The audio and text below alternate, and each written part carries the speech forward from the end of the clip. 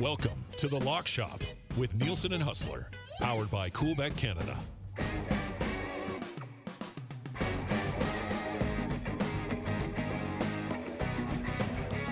Finally, the day has come. It is Thursday Night Football, Week 1, NFL. Huss, we made it, my man. We made it. Well, I got to tell you, I'm just happy that the game is here because I've had a little too much of multiple drafts and, well, speaking of drafts, multiple putting up double digits in beers every night this week too, just sitting back, picking teams, picking players. Now we are ready to kick off and get the real thing going. And, you know, the NFL just does it right. Every year we get an absolutely juicy Thursday night matchup involving the Super Bowl champs. And SoFi Stadium tonight, the defending Super Bowl champs and the odds-on Super Bowl favorites in the Buffalo Bills. Perfect. What a great matchup. I cannot wait to get going on this. It really doesn't get any better than this. I mean, we've been waiting a long time to dive back in to the NFL, and Huss is right. I mean, they absolutely nailed it. As always, the Lock Shop brought to you by Coolbet. We'll give you our best bets for the weekend coming up tomorrow around it'll be a late afternoon tomorrow. We're hopefully going to get together in Winnipeg, see if we can make that happen.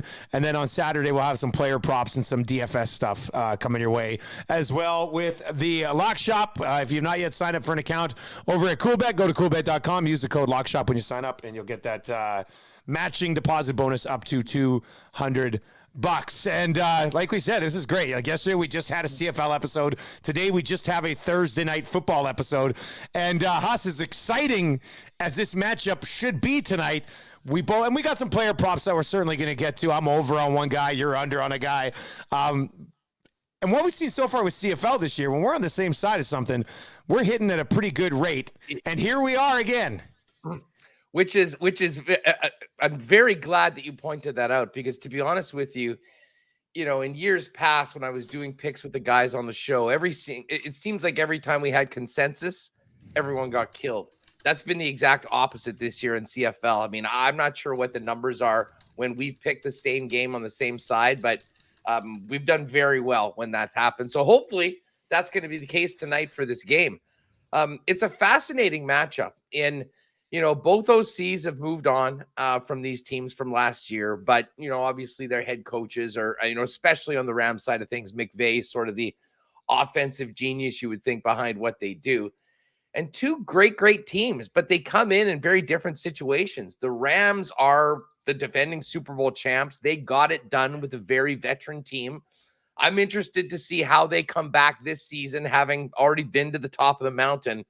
And then you've got a hungry Buffalo Bills team that was so close to getting to the AFC Championship game before they got Mahomes in 13 seconds in the divisional playoff round and had all season long to think about it. And I don't know. I mean, listen, I kind of do think that the Bills maybe are being a little overrated this year. I mean, that's fair. I think that's fair. Yep. Yeah, I mean, they're a significant Super Bowl favorite as opposed to the next teams down. I mean, we're talking about plus 600, plus 650 sort of thing. And I mean, listen, I know they're really good and they should be one of those top teams. I'm not sure there should be that separation. But for this game tonight, I think they've been thinking about this one for 6 months. And while it'll be a big party and it'll be a celebration for the Rams, I think the Bills take advantage of this opportunity as a real statement to prove that they are a legit Super Bowl contender. And no better way to do that than to beat the champs on the road in the opening game. I found it interesting that this game has really hung at -2.5 pretty much all week long. We've been looking at it back and forth. The second that this game would get to 3, I think you'd have an avalanche of money coming in on the Rams, which does make me a little nervous on this. But I you know what, the fact that it's less than 3 points, I really like the Bills. I think that this is a chance for them to make a statement coming right out of the gate. I think they'll be the hungrier team right now. And as you know from last year on the Lock Shop, I'm still not entirely convinced on the Rams overall, but you can't argue with it when they're showing off their rings at the end of, at the beginning of the game tonight. So I'm going to take the Bills -2.5. I think it'll be a close game, but as long as this game, I like the Bills by a field goal, basically. So I'll lay the 2.5 on the road with the visitors. Yeah, I like them by a field goal as well. By 2.5 is really good. You do make a good point. If this was to get to 3, you'd probably see a bunch of money come in on the Rams at home. And I don't know how often, I was talking about it on my show this morning, like how often does the defending Super Bowl champion open up at home as a dog the following year? And I think that just goes to show what people expect from the Buffalo Bills. I mean, their defense is one of the highest rated defense in the National Football League, and their offense should be insane. I mean, we saw what happened with Gabe Davis in the playoffs last year. He was an absolute monster. It was the Chiefs game where he had 4 touchdowns, wasn't it? Yeah. And Yeah. Stephon Diggs is out here. Yeah, Stephon Diggs is out here going, no, you got to draft Gabe Davis in your fantasy this year. And then on top of that, they've replaced Cole Beasley now with Isaiah Mckenzie, and I'll get to him a little bit more. You've got an excellent tight end. You've got a running back that you drafted. You've got one guy that was one of the best running backs over the last month or so of the season last year. So I know I'm going to lay out the victory reasons here based on offensive weapons, and then we're going to take the under, which might confuse some people. But what I'm saying here is that I do kind of believe the hype. Should they be favored by as much as they are for the Super Bowl? Probably not. I mean, I would put them in a mix with 3 or 4 other teams, and any one of them could end up winning. And I talked about it on my show today. Are you taking the top 4 or 5 teams in the league, or are you taking the rest of the field as far as a possible Super Bowl champion goes? And I think that's an interesting discussion. But as far as this game goes, this is such an opportunity for the Buffalo Bills to come out and make a statement. Nothing against the Rams opening at home, defending their title and all that stuff. But this game is so much more important for the Buffalo Bills. If the Bills go out tonight and lose, and I don't even care what the number is to the Rams, everybody's going to be saying on Friday morning, you got to beat the champ to be the best. Maybe the Bills aren't what we thought they were. And for that reason alone, I think this game is so much more important for the Bills that they go out and get it done. And I think Allen's just a phenomenal talent at quarterback. So yeah, I'm on the Bills, and we played a little game. This is a fun game, actually. I'm going to start doing this more often. We were sitting around having dinner after the Monday game in Calgary for the CFL, and one of the guys had all the games. I hadn't necessarily dove into all the lines yet, and we went around the table, and guess what the spread would be for all of these games the whole week, just to kind of see where we were at. And I was quite a ways off on about 2 of them, but I hit this one right on the head. Bills -2.5 is where I think this line should be. So I'm liking it at -2.5. So where are we at on this total? Hey, just quickly as an aside with what you just said about guessing the lines, that is actually a great exercise to do for people that, want to get into consistently betting the National Football League. Before you see the lines, make your own. Figure out where you stand on that. Mm-hmm. And then when you see the lines, you'll basically be able to identify where you think the value is on the board based on, and you won't be swayed by a number because you've already basically established what those numbers before. So I do that all the time. I think it's a helpful thing to do, and I think it really will guide you to the games that you really should feel strongest about based on your instincts and your intuitions. Listen, this is a big number, and I know life's too short to bet the under, but I just sort of think that with it being week 1, Allen Robinson, a new part of that Rams offense, still a bit of a question mark about just how close to 100% Matthew Stafford is. And obviously a new OC in Buffalo. Listen, I think that there's going to be some points. I'm just not sure that this is the point in the season where we're going to see a ridiculous track meet, despite the resumes of both of these teams for offensive football. To get over 52, I mean, you're talking about, at least one team getting 30 and another team well into the 20s, that sort of thing. And I'm kind of thinking that this could end up, well, to be honest, the original score that I had when I put down was 27-24. And that, of course, is 51. Buddy, that's Buffalo. I don't know if you can see it. I just wrote right here 27-24, like right before you said it. That's exactly the type of game I'm thinking, and that's an under, right? So, well, we're on the same wavelength on this one, Dusty. Hope that's a good sign of what's to come this season. Although I always say, much like the CFL season, I tread lightly in week 1 because, man, it can go wrong. And I always think about our conversations after week 1. Everything that we thought from the entire offseason can get flipped on its side. That being said, both of these teams are going to be good. I think this will be very close to the number, but I think I'm going to lean under at 52 right now for this game for the total. If you are watching on the live stream, feel free to chime in. Last year, the Rams 12-5 on the season and then went on to win the entire thing. They open up against the Buffalo Bills as home dogs by 2.5 points. The total is at 52. And the lock shop, myself and Huss, if you're listening to the live stream and you're not watching or if you're listening to the podcast, you're not watching it. Once again, just to quickly recap before we get to our player props, Bills minus 2.5. Under 52 points. It's a consensus this week for the opening Thursday nighter. We do have a couple of different player props for you, and I said today on my show, I said I'm on everything tonight.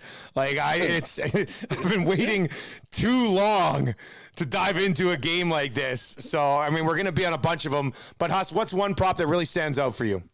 That's just perfect. 1 minute after me saying, everyone, it's week 1. Take it easy. Tread lightly. Dusty comes with, I'm on everything tonight. I'm coming in hot tonight.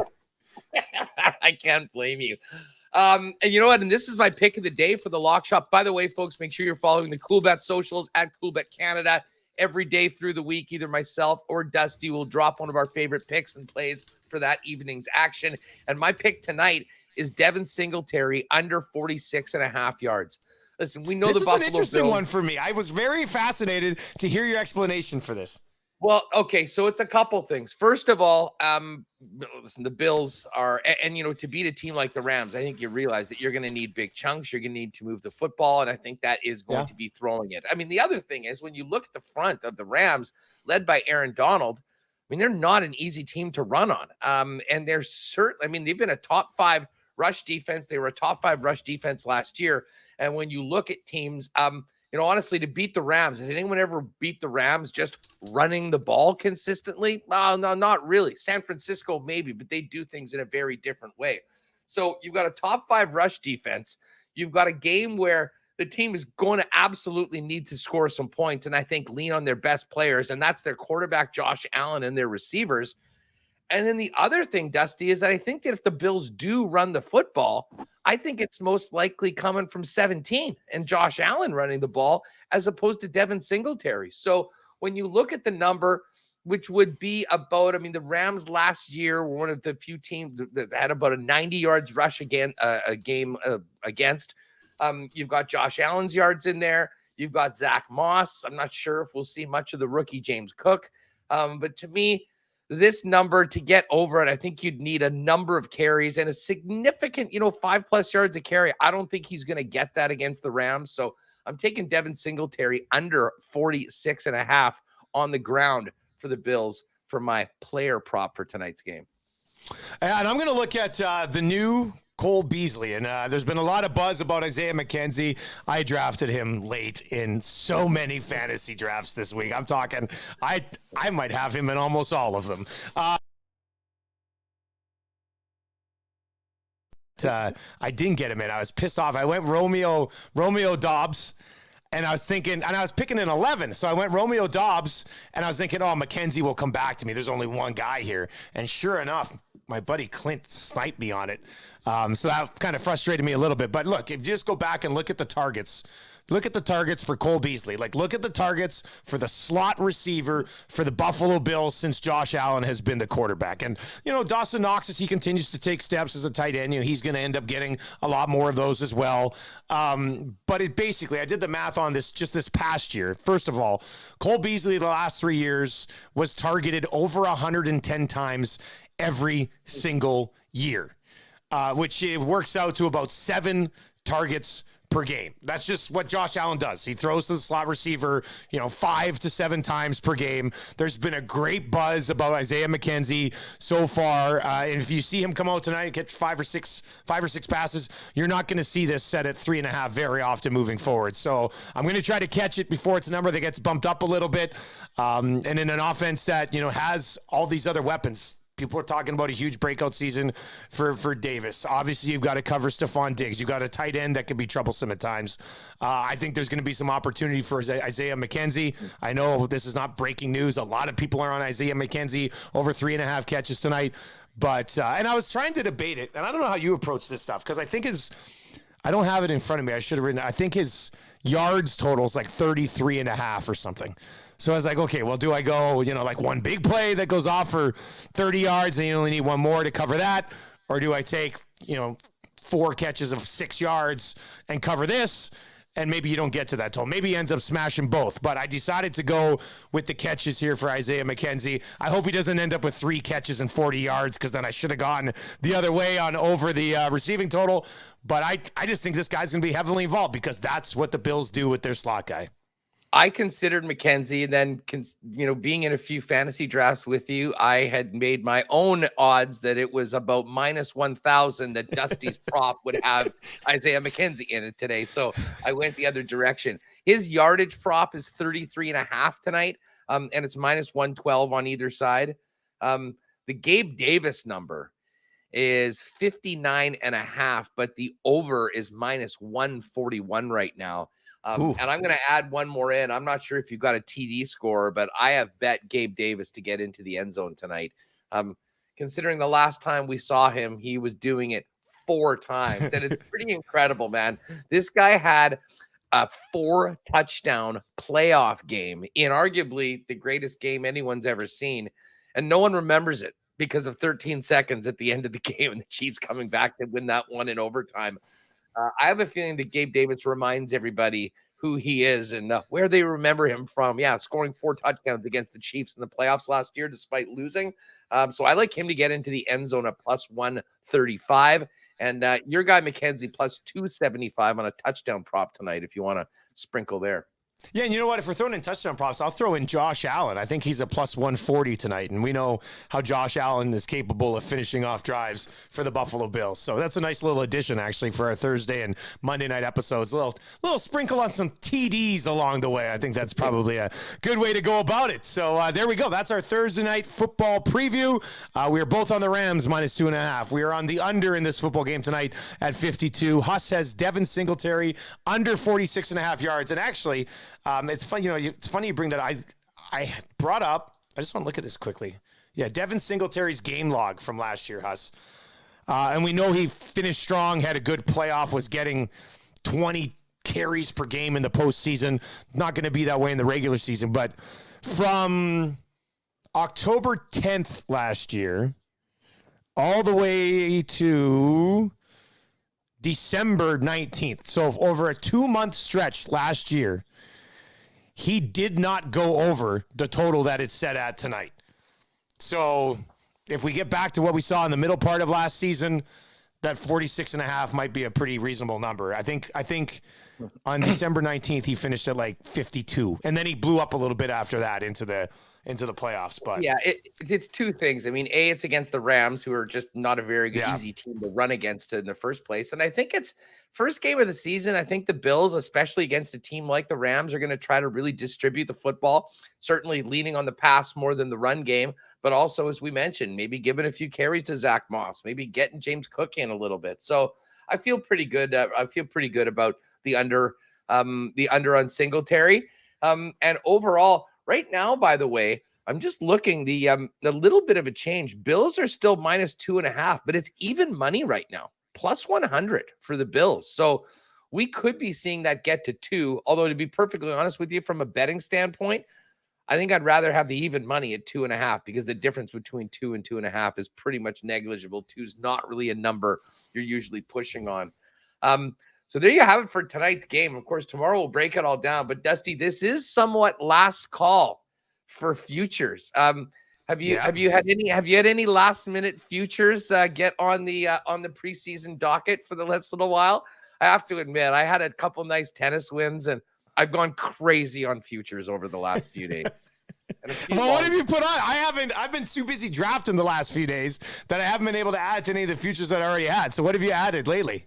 Okay, well, first of all, I will tell you that the odds have changed a little bit, and I feel quite good. I have 2 very large bets that have been made. One is on the Chiefs to win the Super Bowl. That was at plus 1,100. The Chiefs are now the number 2 team, plus 900 at Cool Bets. So obviously there's been some moves. And I told you before, the scorched earth revenge season from Patrick Mahomes, MVP. And just quickly on that, I'm feeling even better about that bet now than I was a couple weeks ago when we talked about it, because of all this ridiculousness and garbage from some of the talking heads out there. So the Skip Baylesses, the Bart Scotts that have been talking about how Mahomes is essentially just some average quarterback. And I think that this is going to, in some ways, help Mahomes in this conversation. There's a lot of people that, it's easy to kind of go to the next guy, the Josh Allen. But if he gets it done, I think because of some of the things that were said going into this season, I actually think that's going to help him. But I do have, I've got NFC conference winner, San Francisco 49ers, a bit of a larger one. Carolina Panthers to make the playoffs. Okay. That is plus 325 for the Panthers.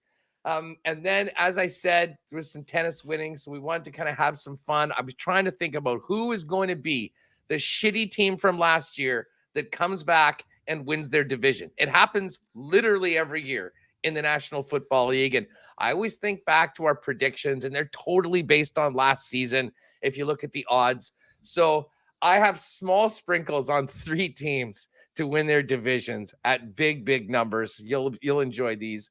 First up, the New York Giants at 8-1. 8-1 for the Giants. Now, listen, I guess the Cowboys are there. There's a lot of people that are really high on Philly. I'll believe that when I see it. I don't think much of Washington. Listen, at 8-1, there's a reason why the number is as big it is. I figured I identified 3 teams, and if you can hit one, you'll be doing quite well. So the Giants at 8-1. Then we've got the Jacksonville Jaguars in the AFC South, 7-1 for the Jags. Now, I think the Colts are clearly the team to beat right now.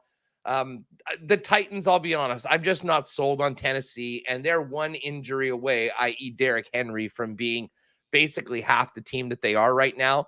We'll see what happens with Ryan Tannehill and if Malik Willis gets in at some point, but I certainly don't think that they're a lock to be an elite team this year.